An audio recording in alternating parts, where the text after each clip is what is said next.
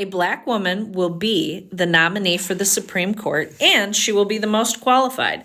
Black women are the most educated group of people in the United States. I had the audacity to say that a couple of weeks ago, got myself into a lot of hot water, which is fine. But somebody came in the comment section and equated this with, and I quote, 1950s civil rights era racism, but reversed. So I realize I need to have a conversation with the white people here. Trigger warning for racial violence, but we need to do some research here, folks. So I want you to look up Emmett Till, Ruby Sales, Medgar Evers, Ruby Bridges, the Birmingham church bombing. Did you know that there was a surviving sibling? Her name is Sarah Collins, and she's around 68 years of age. I want you to look up mass enslavement to mass incarceration. The New Jim Crow by Michelle Alexander and Just Mercy by Brian Stevenson are really good reads. Look up sharecropping, convict leasing, redlining, Jim Crow, the Green Book, sundown towns. Research the history of lynching.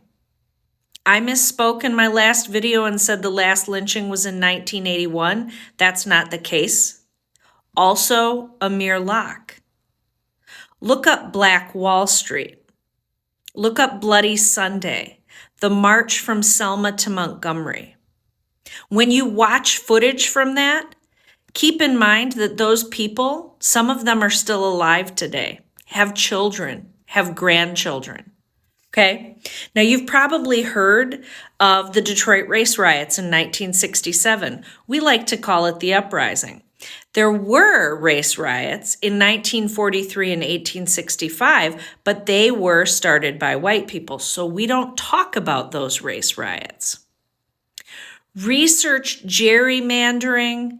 Look into the statistics on banking, racist banking practices, housing practices. Look at the racial wealth gap. Look at the disparities in sentencing for the same crimes between Black and white. We've got a lot of research to do.